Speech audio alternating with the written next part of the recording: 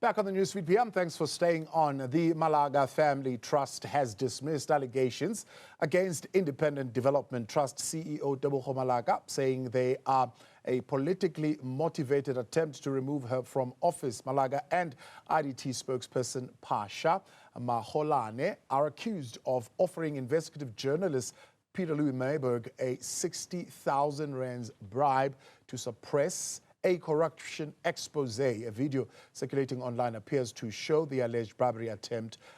Public Works Minister Dean Macpherson has since opened a criminal case at the Cape Town Police Station. Joining me now is Ayanda Jele, who speaks on behalf of the Malaka Family Trust. Ayanda, good to have you, and thank you very much for your time as the trust, and I believe you're speaking on behalf of the dismissed CEO on these allegations. Why do you believe there's an orchestrated attack against her and an ongoing defamation? Thank you very much for and a good day also to your viewers at home. You will remember that where the Democratic Alliance would have at the time negotiated to have all their departments being under their full control as the Democratic Alliance. So this would have meant that all entities under a particular department must have been led by a DA-linked cadre, and including the Director Generals. So unfortunately, the ANC did not budge, and they would have continued with people who would have occupied the position initially.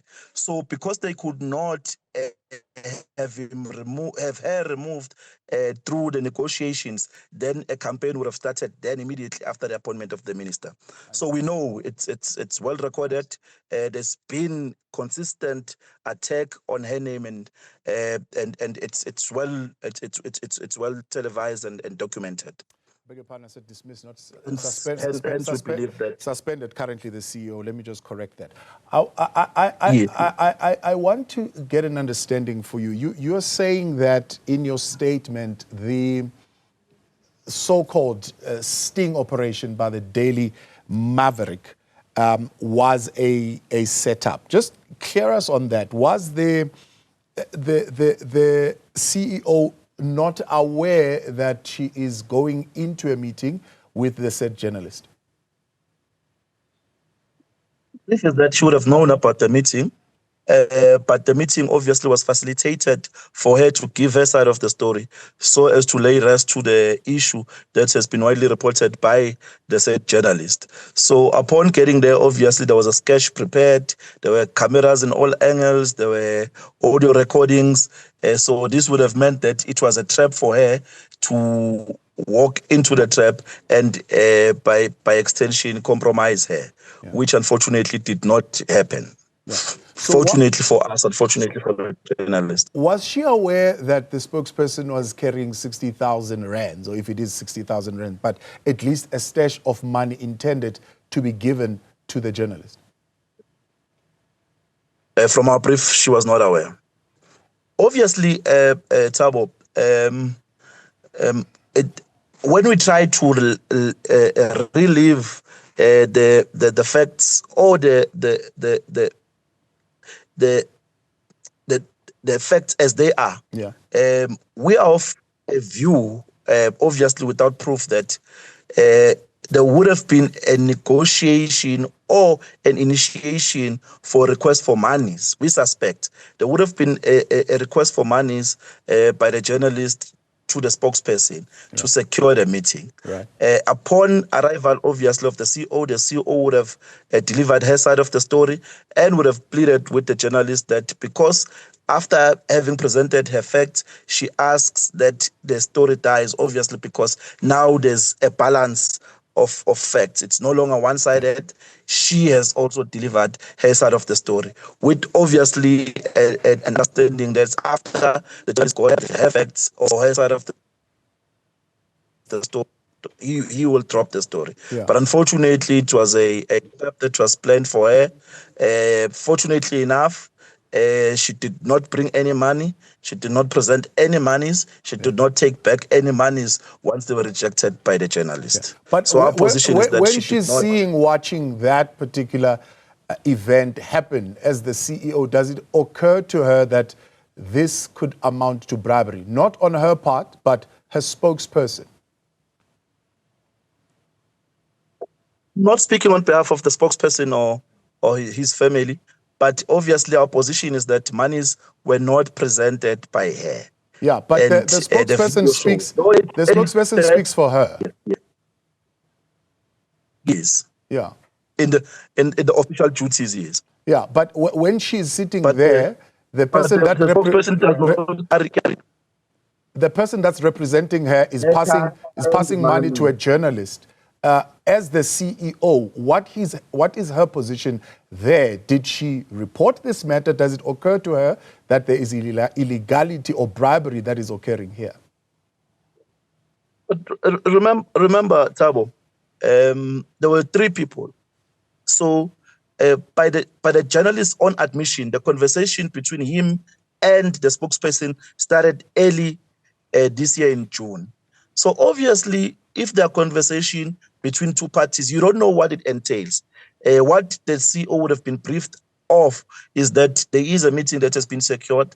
We can go and present our side of the story to the journalist who's been running with this particular story. But what would have been engagement and deliberations between the spokesperson and the journalist is unknown to the CEO. So we can't obviously say that it was criminality because we don't know. Maybe he was paying back the money that Mayberg would have borrowed the spokesperson. So we don't know. So are you saying to her it appeared common practice that the spokesperson will be meeting a journalist, passing on some money in the way that is being passed, and she just sitting there as a CEO saying, well, it's the deal between the 2 of them, I'm not a part of it?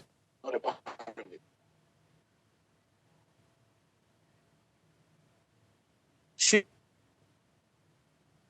that between the 2 of them because there's been ongoing conversations. And part of those conversations obviously would have brought her into a meeting to present her side of the story.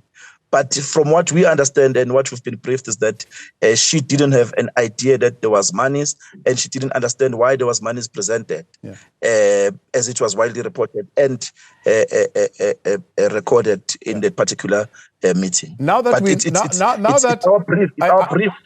now that we know that she did see the money, right? She saw the money being handed over, she saw the money being returned, and she knows it's money, and the spokesperson took it and placed it in his bag again.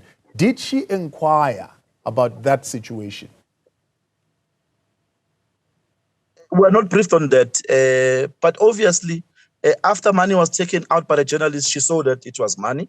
She would have had obviously a conversation with the journalist, but we don't have the facts as yet. But we were briefed specifically by the CEO that she did not present any monies. She did not have any outstanding conversation with regards to the monies, and she did not bribe the journalist. And no monies was rejected that were presented by her. Yeah, and is she then taking legal action to what's being reported now?